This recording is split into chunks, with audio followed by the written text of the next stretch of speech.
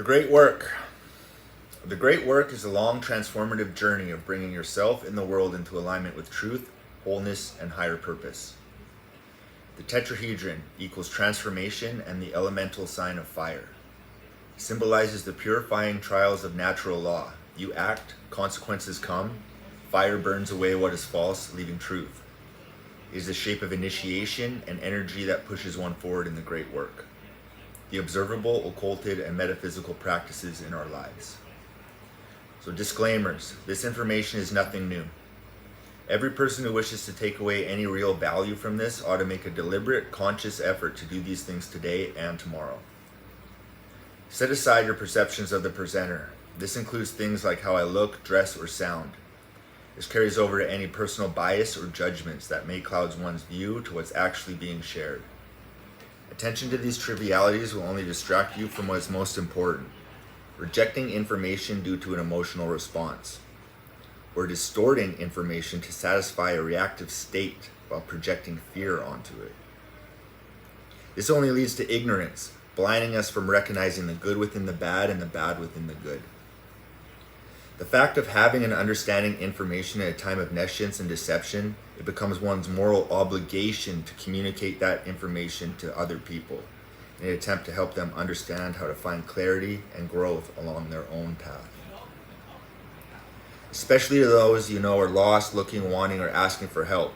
If you feel uneasy about any of these things, unwilling to exercise critical thinking, close my Instagram account immediately. Okay? My main objective, to discern and embody the rational, universal principles of natural law as the alchemical catalyst for personal and cosmic transformation. That was a mouthful. I'm going to read it one more time. To discern and embody the rational, universal principles of natural law as the alchemical catalyst for personal and cosmic transformation. Understanding the law of attraction, thereby achieving ethical virtue, spiritual enlightenment, and harmony within the divine order. Creating a rational foundation through disciplined application will apply these principles into self-examination and turn abstract ethics into a lived reality. My mission is to help people recognize how to use these universal laws, how they can operate in their own lives, mainly to avoid confusion caused by mistaken definitions. I didn't read that verbatim, but I'm going to do my best in the next videos. Exercising this knowledge to achieve greater freedom, responsibility, and balance in yourself and those around you. The universal language. English dominates spoken word by 1.5 billion people, while nonverbal systems that transcend cultural barriers are mathematics and music. Human beings have always sought a way to express truth in forms that transcend culture, opinion, and bias. This is the idea of a universal language, not necessarily a single spoken tongue, but a shared clarity of meaning that allows understanding across all boundaries. Clear, understandable communication is essential because without it, even honest people can fall into confusion, disagreement, or manipulation. Words shape thought, and if words are imprecise, the truths they are meant to convey become distorted. So here's where natural law enters the picture. Natural law represents principles that exist beyond man-made systems, constant truths that do not change based on culture or legislation. When two or more people come together to discern truth, they must rely on communication that is free from distortion so that they can measure their understanding against these universal principles.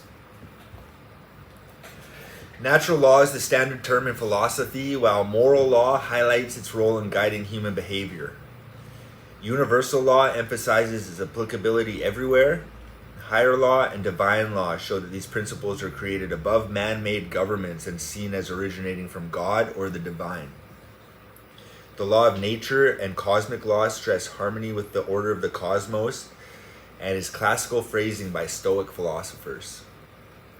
These universal principles, when grasped by human rationality, are also known as law of reason, law of conscience, and inherent law. These unwritten laws are not codified, but understood universally as natural rights. Okay, etymology versus definition.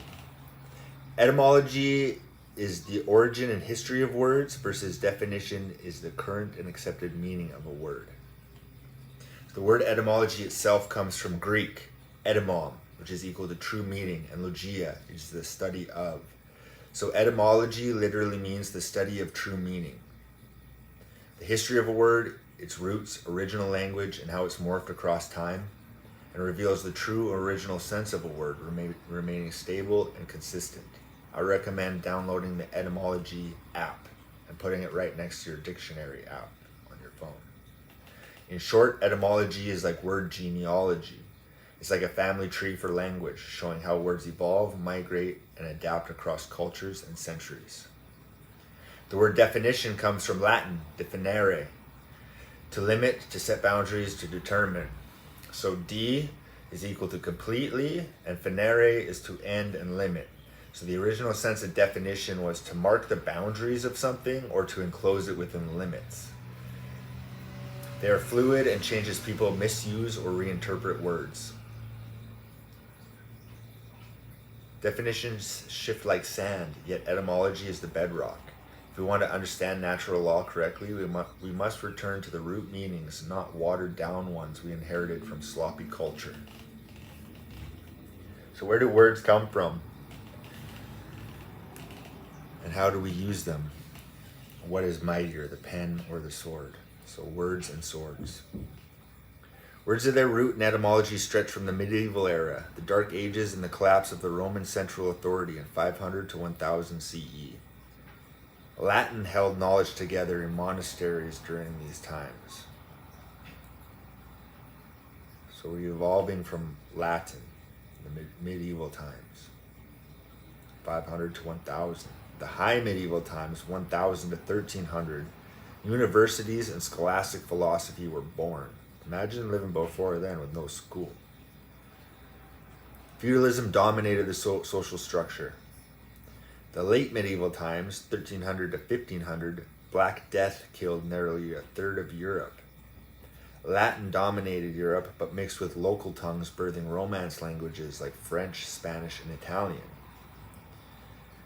This is also when Geoffrey Chaucer legitimized English as a literary language with the Canterbury Tales.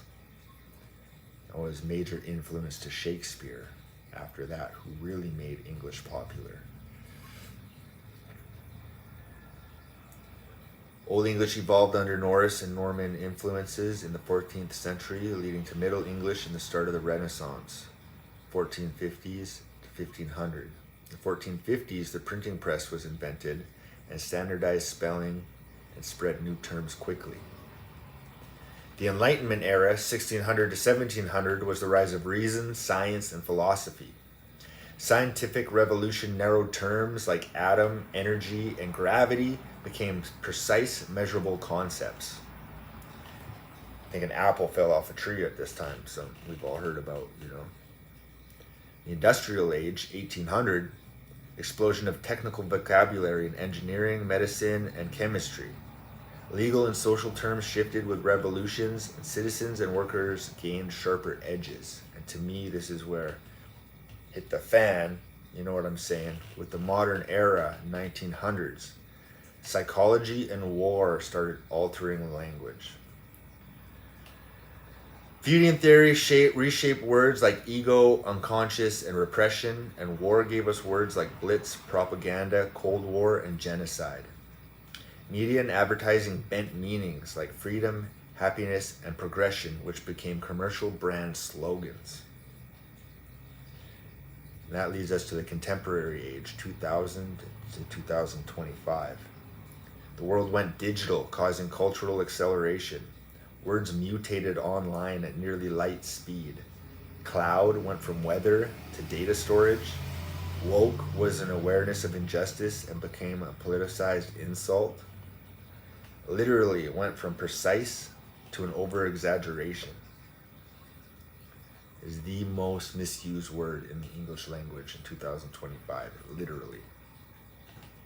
Meme culture turned language into living symbols that shift within months. Like bus and caps. To me, that means something completely different to everybody else these days. So an example of all these words or all these eras in one paragraph is this. Behold virtue, once the crown of kings, sharpened by reason into liberty and rights, stoked by industry into progress and empire, scorched by war into lies and propaganda, and now, literally woke, yeeted into the feed, king's virtue is a crown called cap. Each of these words is core to natural law discussions. By showing the etymology versus modern twist, I'll highlight how language itself has been used to shift perception away from truth.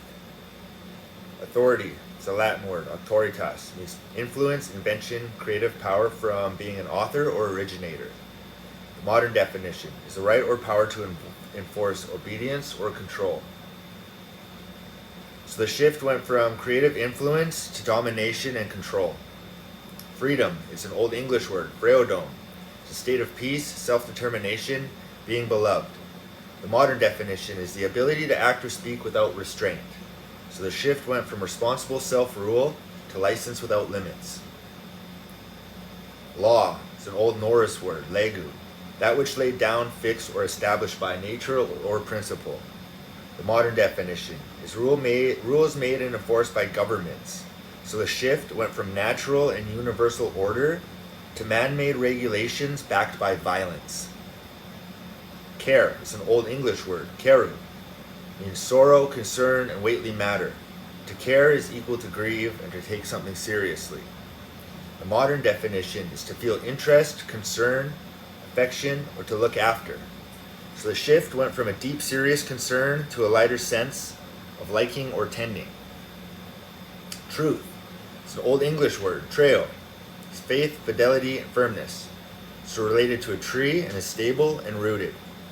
The modern definition is that which is in accordance with fact or reality. So the shift went from faithful alignment with reality and personal integrity to factual correctness alone. Religion is a Latin word, religare, to bind back, to reconnect with the divine. The modern definition, an organized system of faith, belief, and worship. So the shift went from personal recognition to source to institutional control of belief. And obey is a Latin word, obedare, is to listen attentively, to hear toward. Ob is equal to toward, and adare is to hear.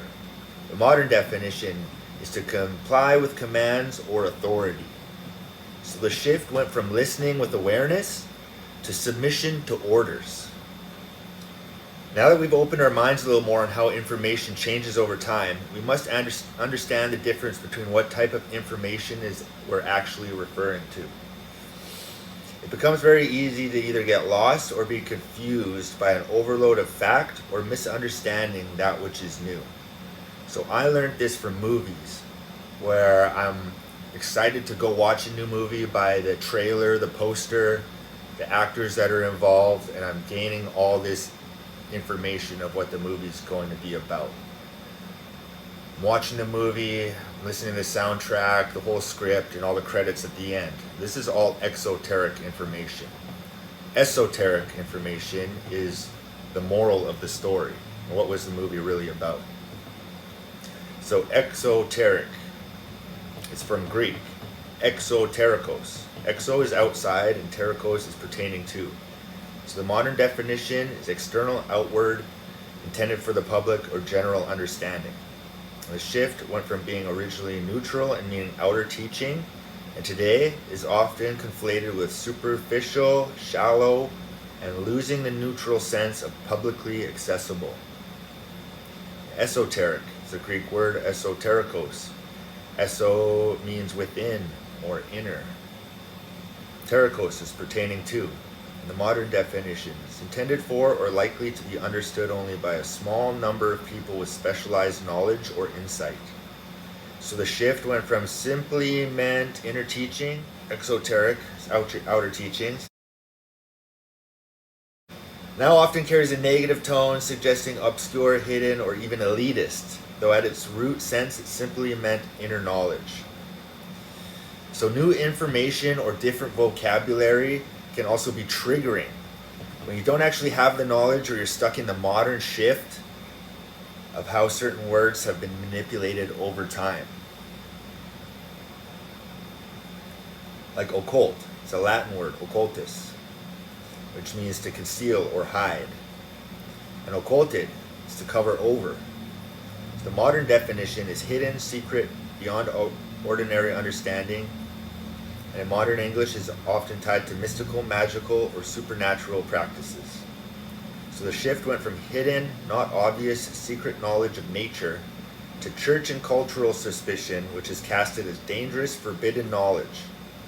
What once was hidden science is now dark sorcery. Anarchy. It's a Greek word. Anarchia. An is equal to without, and archos is equal to ruler or leader. So the modern definition is a state of society without government or authority. The shift went from without rulers, no masters, no slaves, meaning self-rule or natural order without imposed authority. And modern usage shifted perceptions to mean lawlessness, chaos, and disorder, which is a distortion of its literal meaning. So what are the rules and principles of anarchy? Hermeticism at its core.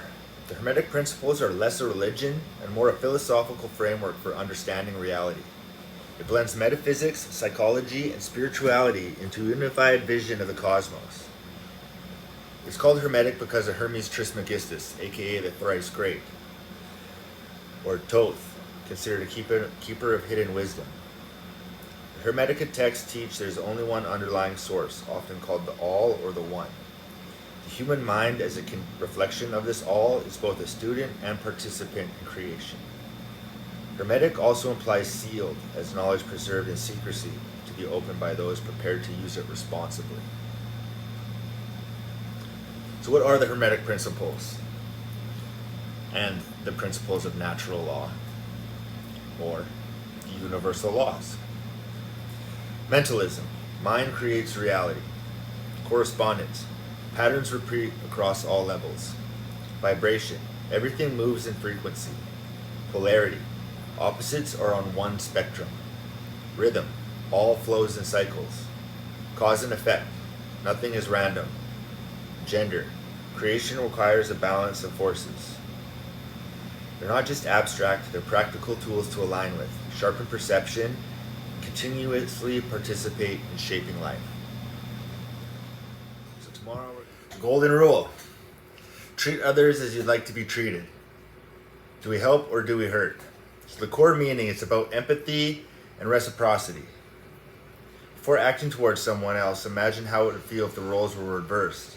It encourages fairness, compassion, and respect. Those who follow the golden rule act with empathy and integrity, creating trust and harmony, while those who break it act from selfishness or ignorance, creating distrust, imbalance, and eventual consequence. We choose to lift, not to break, and if broken, we rise. A mistake made yesterday is an opportunity today and great direction tomorrow. And act on your highest excitement to the best of your ability with no insistence on the outcome. So the golden rule is an ideal, not a guarantee. People fail it out of ignorance, selfishness, and fear, or willful harm. How you respond depends on whether you want justice, growth, or peace. So when someone breaks the golden rule first, self-awareness comes first. We don't want to mirror the harm. If someone breaks the golden rule towards you, the reflex might be to return the treatment, which will only double the break. So we need to check our principles. Are you acting from truth, fairness, correspondence, or just from an emotional impulse? Carl Jung said, if you let another shadow provoke yours, you feed the cycle. Corrective action. You want to start a dialogue if possible. Call out the break gently. Would you like to be treated this way? Hopefully this will appeal to their conscience. If it doesn't, you must set boundaries. If dialogue fails, enforce limits. The golden rule doesn't mean letting others walk all over you. It means not inflicting harm yourself. So the justice mechanisms in society are legislation and community standards. And on a personal level, it's consequences. the withdrawal of trust, space, or privilege. Manly P. Hall said, justice is the balance of truth applied, not revenge, but correction. So we want to pause, empathize, act, protect, and then honor.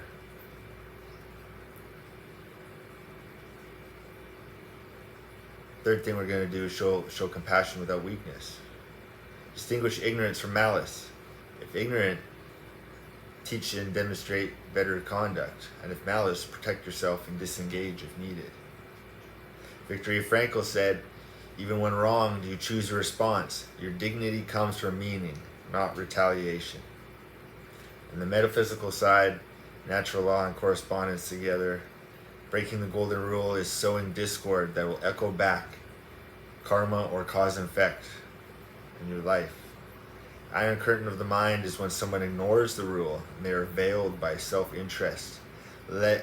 Lifting it requires awareness. Alan Watts said, you don't fix an illusion with more illusion. You shine clarity until the distortion dissolves. So in practice, if someone breaks the golden rule, you don't have to let them keep doing it, but you also don't have to abandon it yourself. You enforce boundaries with integrity, and that's how you stay in alignment with natural law while also defending your dignity. So what do we do, and how do we live gold? Just breathe. Pause and assess the intention, the scenario. Practice empathy and exercise a principle. Set boundaries with integrity, open dialogue for clarification. Respond, don't react. Use verbal breaks, seeking justice or protective force. And root in your inner strength. Release hatred and learn from personal reflection. So I'm going to pause. Before reacting, I'm going to ask myself, would I want this to be done to me? And that single reflection shifts instincts into principle. And train your mind to imagine the other's perspective. And this isn't softness, it's strength, because it keeps you in alignment with natural law. Set boundaries with integrity. Caring doesn't mean letting yourself be mistreated. You live by the golden rule by not harming, but also not by enabling harm. Respond, don't react. If it's a minor break, overlook it gently. If it's moderate, speak up, speak the truth, and set limits. And if it's severe, you protect, defend, or seek justice. All without mirroring their harm. And lastly, we root in inner strength. When you cultivate dignity, patience, and clarity, you no longer need revenge to feel whole. You protect yourself without losing yourself. Universal language and kind. Breaking down the foundations of communication. So first we need two things for communication to even happen. First thing is clear roles. Communication only works if we know who is speaking and who is listening. Without clarity, people talk past each other. Two speakers and no listeners. The speaker carries the responsibility to shape the message, and the listener carries the responsibility to pay attention and ensure clarification. Therefore, listening takes twice the amount of focus. If these roles blur, messages get lost or overlap, like multiple radio stations on the same frequency. An example of that is in a classroom, if students all speak at once, no one learns, but if the teacher speaks and the students listen, roles are defined and meaning can be built. The second foundation is shared context. Context tells us how to frame the message. If you don't know who you're speaking to, you cannot choose the right words. Terminology shifts depending on the audience. A doctor explains a condition differently to a patient than to another doctor. A mechanic talks about a broken CV joint to a colleague, but says you hear clicking when you turn to a customer. Miscommunication often comes from assuming shared context when there isn't any. An example is if someone says run the systems check in a hospital, a pilot's cockpit, or a computer lab, the same phrase means three very different order of operations need to take place. These two roles are crucial because together they form the starting line of all real communication. Without them, even perfect grammar and vocabulary collapse into confusion. Now that I've covered the main foundations, the next 5 points show what's necessary to further convey information to any reasoning human being. Message encoding. The speaker has to put their thoughts, ideas, or feelings into a form the listener can understand, which is either words that are spoken or written. The tone of their voice is calm, urgent, or sarcastic. Non-verbal cues like gestures and facial expressions or their body language. You need a transmission channel. The medium matters, whether you're talking to someone face to face, over a phone call or text message, or a letter and an email. Each has its strengths and limitations. Some are better suited for nuance than others. The message decoding. Decoding is influenced by language skills, cultural background, and emotional states, prior knowledge. Miscommunication often happens here not because what is said, but because the words and terminology aren't understood in the same context. You need a feedback loop to confirm the understanding. The listener must give feedback, nods and facial expressions or short verbal cues like I see, okay, or wait, so what do you mean? Feedback lets the speaker know if the message landed or needs clarification. So it's a mutual responsibility. Communication succeeds when both sides take responsibility. The speaker ensures clarity and the listener ensures attention and seeks clarification. Both must stay engaged in creating shared meaning. So context is the bridge that brings communication together. It's where the information is coming from, a philosophy, a law, or tradition, and who is engaging with it, a teacher, a seeker, or a skeptic. And how it applies, pure reflection versus a direct behavior. So without context, metaphysical truths can sound like riddles, and practical instruction can sound hollow. People misinterpreting symbolic language for literal instructions. Declining. Action grounds us in what steps you need to take and what you will begin today. It relies on context to have appropriate timing, when to act, the right measure, how much effort is needed, and the right audience, who you're speaking or acting toward.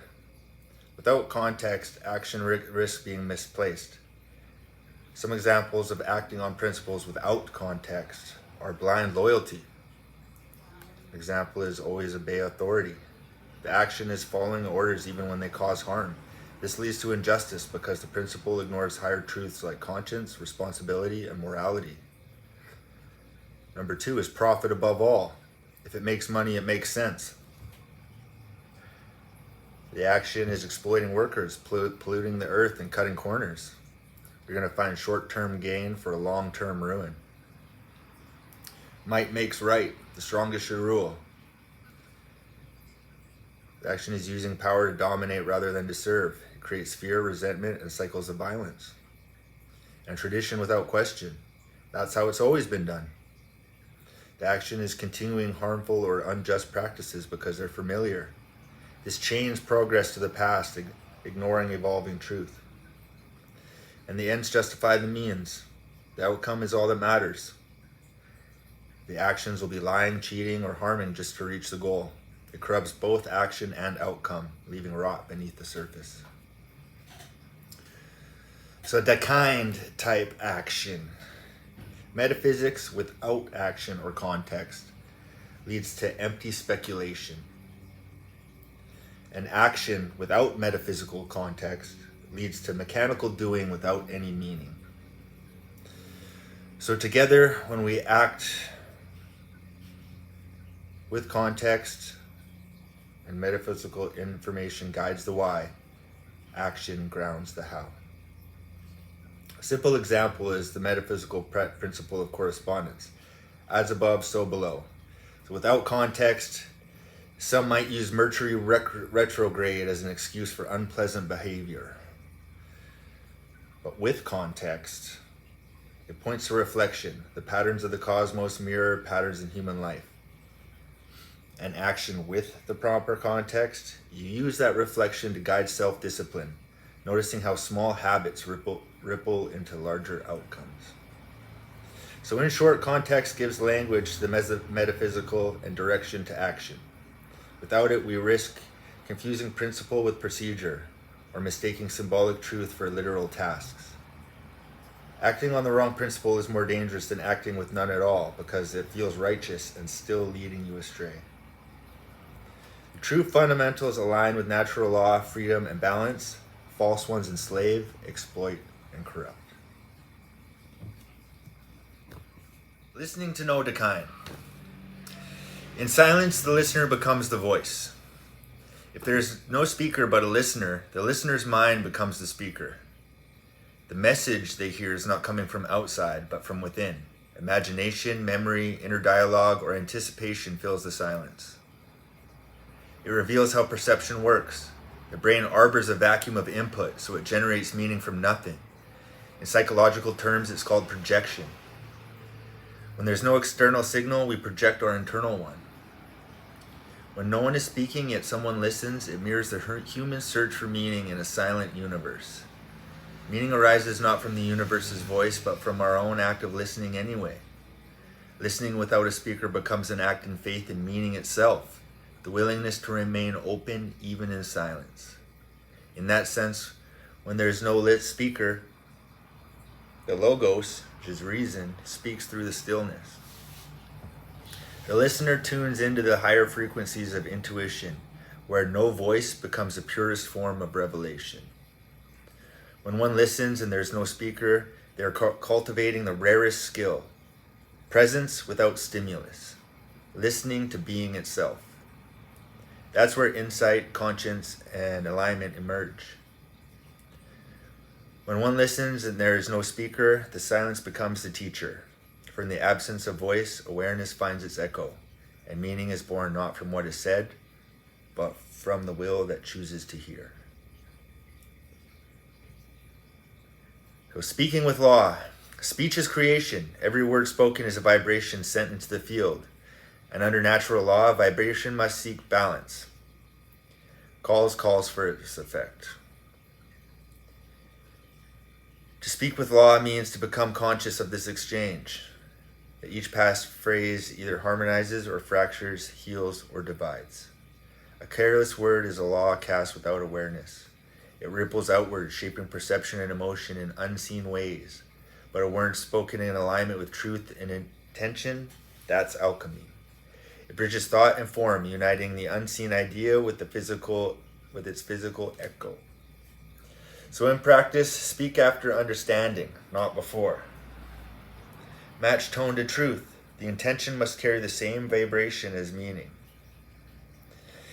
Use the principle of cause and effect to pause before sending energy outward. What outcome will this create? Would I like it to be done onto me? And let speech serve the principle of purpose, to clarify, not to confuse, to build, not to break. So when voice and principle move as one, the speaker becomes a mirror of the higher laws, and communication becomes creation through awareness. Lies and coercion versus truth. So lies distort correspondence, misaligning your inner and outer self. This is equal to willful self-harm, while coercion is willful harm to another being. This violates free will, creating imbalance in cause and effect. The personal consequence of this is when someone is lied to or coerced, is their perception of reality fractures, often producing cognitive dissonance, holding conflicting beliefs at the same time. This causes an ingrained emotional response, the fight, flight, or freeze reactions that override reason. People cling to comforting falsehoods rather than endure the pain of contradiction if they are unable to or lack the knowledge or wisdom to govern themselves. So truth is alignment of mind, balanced with the inner and outer harmony when an individual exercises accurate accountability. So be honest with yourself. If not, the consequences of truth may send you straight back into comforting falsehoods when it dissolves cognitive dissonance because the feeling is painful. It forces polarity into awareness, ripping you from what you want to believe into what actually is. The truth doesn't hurt. The delivery of the truth or rejection and resistance of that truth may be catastrophic. Truth doesn't fight lies, it outlasts them. Lies and coercion collapse under their own imbalance, while truth integrates and liberates through patience, polarity, and resonance. The principle is less about convincing and more about holding a coherent field where their mind and heart can eventually align. So diving deeper into applying these principles. When someone is stuck in cognitive dissonance, recognize that their outer conflict mirrors an inner split.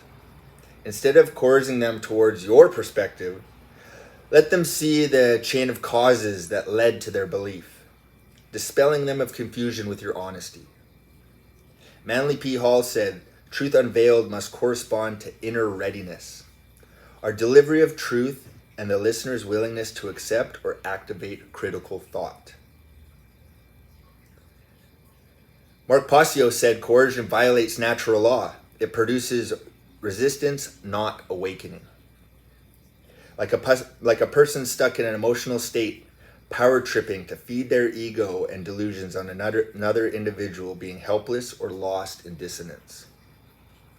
Emotional polarity responses swing like a pendulum with rhythm. If someone lashes out when confronted with the truth, don't fight the swing. Allow rhythm to bring them back to center. Truth can be gently reintroduced at the opposite arc. Alan Watts said, "Trying to control the swing tightens it. Letting it move allows the release." Like a crane operator or a helicopter pilot on a long line, small counteracting movements control the weight, settling its momentum into direction, while shorter line and heavier movement beyond the weight counters the shift. Carl Jung said, "Repression of polarity creates a shadow, and truth integrates the opposites." A visual representation is like two ends of the same spectrum meeting in a circle. While these poles are still disconnected by a piece of glass. An example is someone visiting a loved one in prison. So I see this like, love and hate. Instead of one long spectrum, love is here, hate is on the other side. Love and hate is a circle, right? And they come together, but they're not connected. You want to be. We hate people because we love them, and we love them because we hate them, So your mindset and emotional frequency are contagious. When dealing with someone stuck in fear, anger, or denial, your calm vibration communicates safety and coherence. This reduces defensiveness, and opens a doorway for truth. Viktor E. Frankl said, "Even in suffering, choosing attitude creates freedom." Internal will empowers human beings to keep fighting for the silver lining and finding direction at the light at the end of the tunnel. Nassim Haramein said, "Coherent vibration influences fields around it. The truth resonates." Dedication to yourself with meditative awareness grounds an individual to feel safe at home no matter where they are. Truth must be delivered with both masculine clarity, which is structured and direct, and feminine receptivity, which requires us to be patient and show compassion as the veil lifts. Leaning too far one way with harsh logic, being brutally honest, or smothering sympathy, creating toxic positivity, will only prolong dissonance while we wait for the individual to show authentic homily. Now that's a mouthful. Homily is like somebody's preaching. Homily is your authentic vernacular. Anyway, Manly P. Hall said, "Wisdom without compassion becomes cruelty, and compassion without wisdom becomes sentimentality, like offering a bandage to stop the bleeding while ignoring the knife still lodged in the wound." So Alan Watts said the Tao dances between the yin and yang. And Carl said, "The common folk don't know much about it." So practical steps in dialogue when dealing with coercion or liars. Ask questions instead of asserting truths outright. Hopefully this engages reasoning and not defenses. Also be warned, most lies require more of the same as a defense mechanism, while a question cannot be answered honestly. This is a giant red flag. Mirror back their words gently, showing the split between belief and behavior. They will try to voice their polarity without context, speaking on one side of the pole while acting on the other. So we must stay coherent with tone and energy. Truth communicated in rage turns into coercion. Once sacred anger is lost, the incompetent emotion grips your action in rage. It is inevitable a violator caught in deception will succumb to fear. Therefore, give rhythm and space. Truth often lands later when the swing of thought comes back. Their overthinking scrambles the brain and trying to create false connections to scenarios irrelevant to the timeline, keeping them in their most comfortable emotional state, a bed of lies. In guiding others out of dissonance, the principle is less about convincing and more about holding a coherent field where their mind and heart can eventually align. Okay, so right and wrong. Question: what is a human right? Everybody knows? Okay. UN's Bill of Human Rights is formally called the Universal Declaration of Human Rights, the UDHR, 1948. Civil and political rights: right to life, liberty, and security, freedom from slavery and torture, right to a fair trial, freedom of thought, conscience, religion, opinion, and expression, right to peaceful assembly and participation in government. Economic, social, and cultural rights are right to work, fair pay, and rest, right to education, right to participate in cultural life and benefit from scientific progress. The equality and dignity rights are all are equal before the law. The right to nationality and protection against arbitrary arrest or exile. Interestingly enough, though, none of these are legally binding. So our civil rights, which are federally protected, like the U.S. Constitution, and state-level protections, like those from the Hawaii Constitution and state statutes I'm going to go over right now. Federal civil rights apply everywhere in the U.S., which are equal protection and due process, it's the 14th Amendment. Freedom of speech, religion, and press assembly is the First Amendment. Right to bear arms is the Second Amendment with limits, which should be taken away. Right to vote, I never said that, just kidding. Right to vote, 15, 19, 24, 26. Freedom from discrimination, Civil Rights Act of 1964. And now we have some Hawaii-specific civil rights. The right to privacy, and this is one of my favorite. Explicitly guaranteed and stronger than many other states. Equal rights regardless of sex, Article 1, Section 3. Environmental rights, clean, healthy environment is recognized. And Native Hawaiian rights protects traditions and customary practices. There's also some anti-discrimination protections. We prohibit discrimination. So right and wrong. Question was, what is a human right? Now, has anyone's answer changed? The answer is an action that does not cause harm to another sentient being. Okay, an action that does not cause harm to another sentient being, right? An individual being correct is someone whose thought or action is in a state of alignment that corresponds to truth or observable reality. Their perception and reasoning and expression lead to inner clarity. This builds trust, confidence, and consistency between what's known internally and what's expressed externally. The psychology of lying intentionally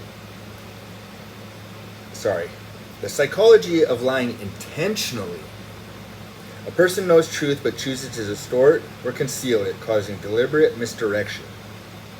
Their motives are self-protection, avoiding punishment, shame, or consequences. They use manipulation to gain advantage or control power because they are rooted in fear, either from conflict, rejection, or vulnerability. This requires mental energy and is taxing on your cognitive load. Maintaining two realities, the truth and the falsehood. This leads to stress, anxiety, and tells. The psychological effect erodes integrity. The liar must split themselves, leading to inner conflict or eventual dissonance. Lying is willful violation of correspondence. Great. Right is equal to that which leads to expansion, harmony, and freedom. Wrong is equal to that which leads to contraction, conflict, slavery. So key differences are: right exists inherently, it's objective and universal, and wrong requires rationalization, excuses, manipulation, blame, or denial. Mark Passio said willful ignorance is the most dangerous condition that exists in humanity. And Carl Jung said people will do anything no matter how absurd, to avoid facing their own soul. So perspective versus truth. Perspective is subjective and truth is objective. So perspective and perspectives versus truth. We're going to talk about these different sine waves here.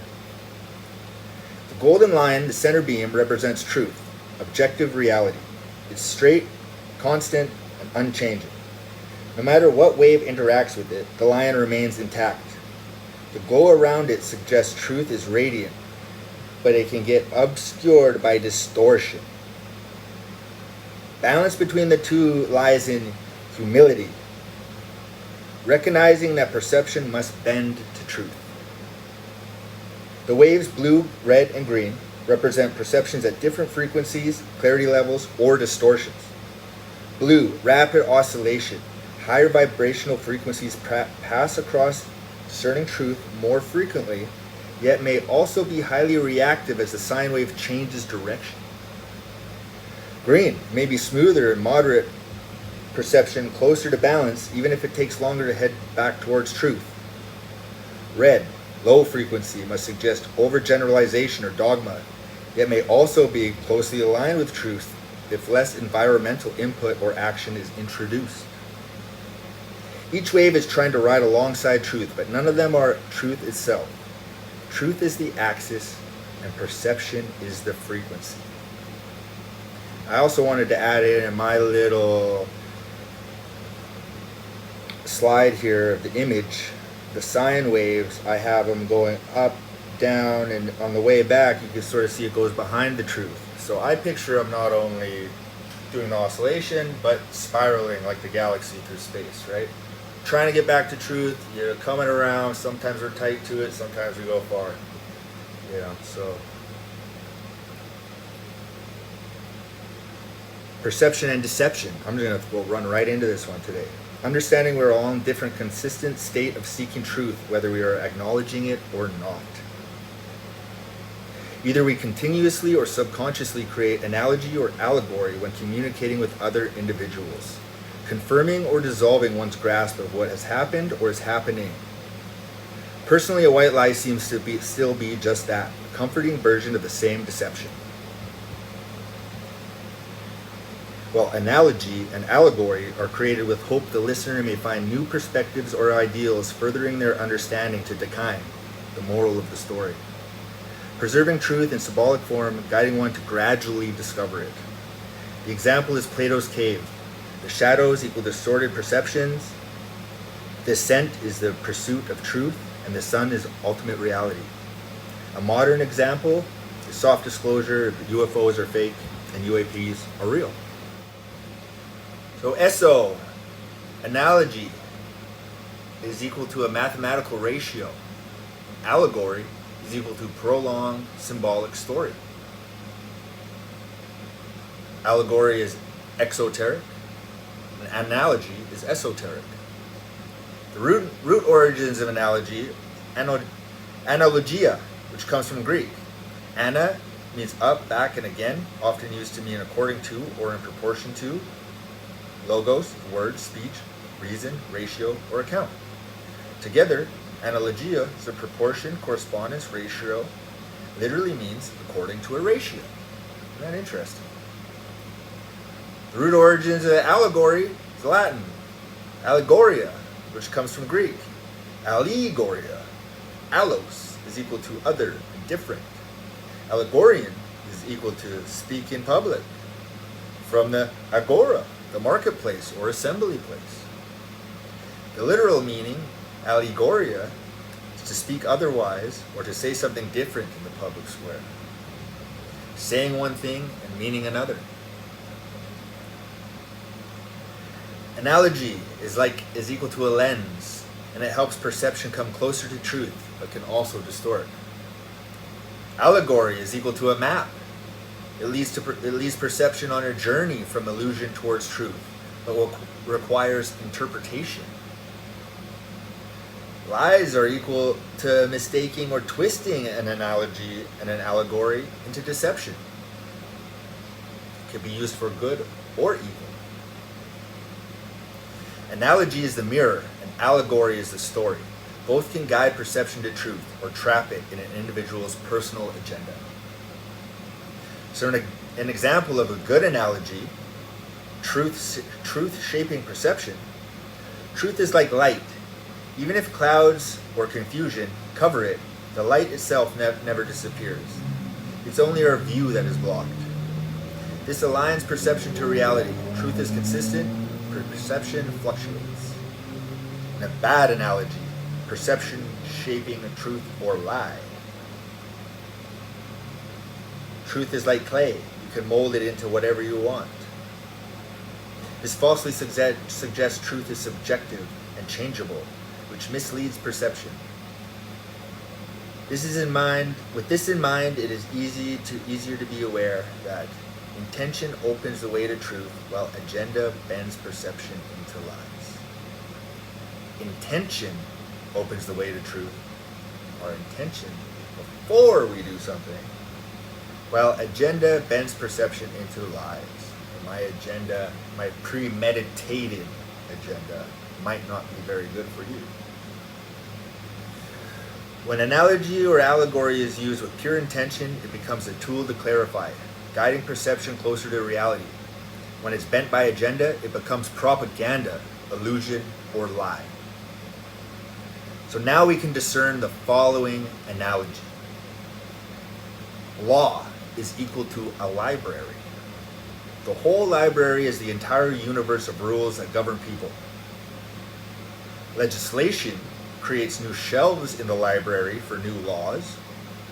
Man-made laws are statute books on that shelf. And bylaws are club handbooks sitting inside the library, bound by higher shelves. Free will and why? What do you think? Does it feel like you're free? Free will is important because it gives meaning, responsibility, and growth to human life. Without it, everything would be mechanical. No real choice, no true morality, no genuine evolution of the soul. Free will is the spark of the divine consciousness, the ability for awareness to choose its own path. Frankl emphasized that between stimulus and response lies our power to choose, and in that choice lies our growth and meaning. Even in suffering, one can choose attitude, purpose, and dignity. Free will is the first principle of natural law. The universe respects consent.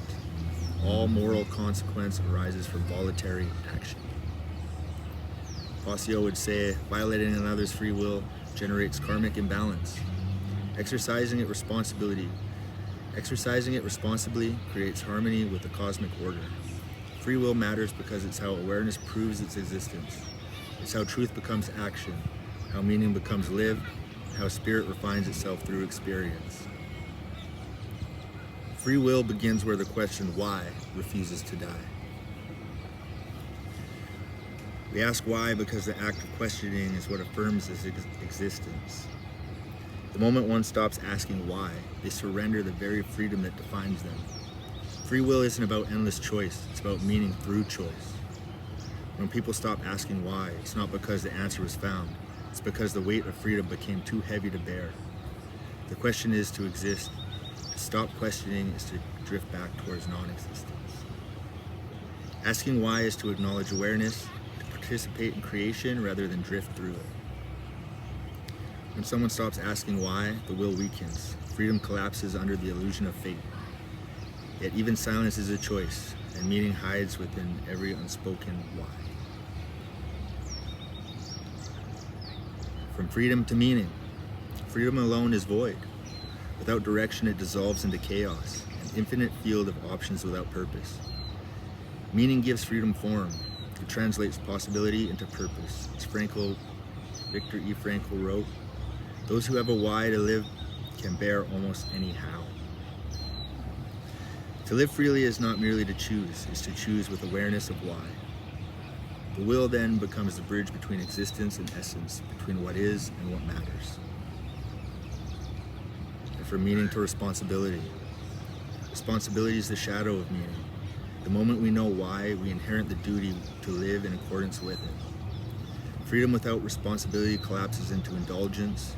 Responsibility without freedom hardens into tyranny. True will balances both, the heart that questions and the hand that acts. Each choice carves reality. Each act of will echoes through consequence. To exist freely is to stand accountable for the worlds we shape, within and without. The burden and gift of choice. Choice is both a burden and a blessing of consciousness. It is a silent proof that we exist, that the universe through us can decide. Every act of will is a mirror reflecting the divine question. What will you create with who you are?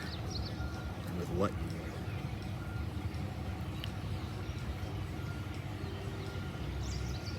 are. To choose is to risk error, but to refuse choice is to surrender existence itself. The universe does not judge the path, only let you walk it. Freedom without awareness becomes chaos. Awareness without courage becomes paralysis. Only when both unite does choice become creation. It brings us to authentic action. Authentic action arises when will aligns with meaning, when choice reflects truth rather than fear. Such action is not reaction, but expression, not compulsion, but coherence. It is the act through which freedom finds purpose and purpose finds form. Each authentic choice affirms the self, yet also transcends it. It is the alchemy of being, turning thought into matter, potential into experience. In that moment, will becomes sacred.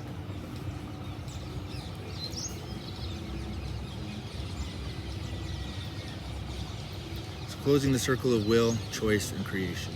Free will is the divine permission to choose, but why you choose, that's the measure of awareness. Every decision reveals your alignment, whether it's guided by truth, fear, or illusion. The deeper question isn't if you can choose, it's from where you are choosing. Then why becomes clear. Free will transforms a burden into a compass. Choice becomes less about control and more about expression. You realize that life isn't asking you to master others, it's asking you to master yourself. In that coherence, your will harmonizes with the natural order. Once you understand your why, your how becomes sacred. Authentic action is will made real, the manifestation of internal truth in the external world. It's no longer about chasing outcomes, it's about embodying alignment. You create not because you seek validation, but because creation itself is your dialogue with existence. Every choice becomes art, every action becomes ceremony. And through that awareness, you stop reacting and begin co-creating.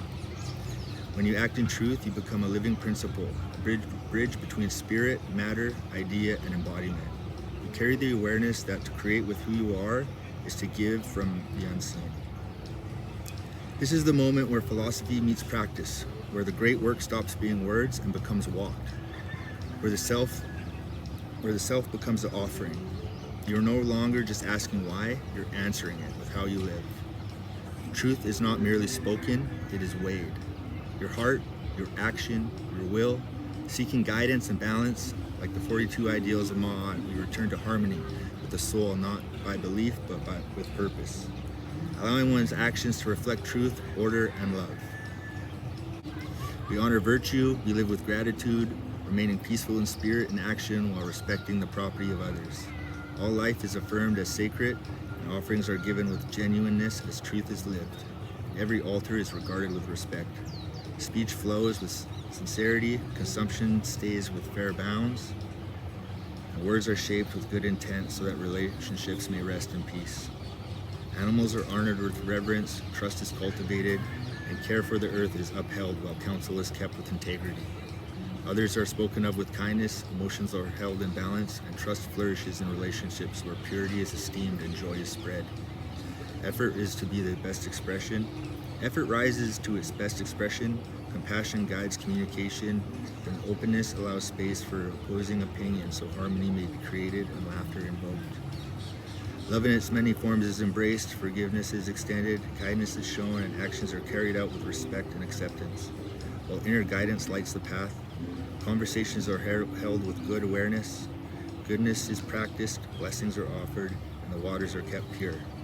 Praise is given to the goddess and the god, humility is maintained, achievements are reached with integrity, and progress comes through one's own abilities, all in reverence to the all. So in simple terms, we're here to learn not to cause harm by any means of theft. Not someone's life, not someone's health, intimacy, property, sense of safety, freedom to choose or hide the truths we all need to make informed decisions.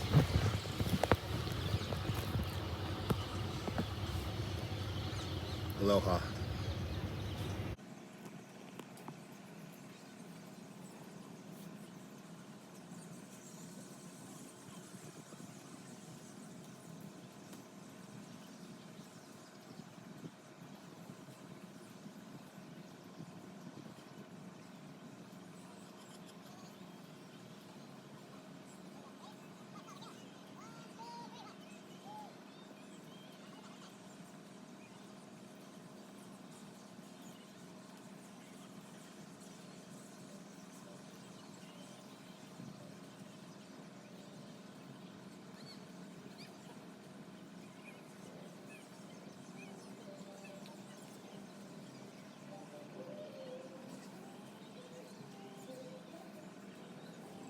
Typical.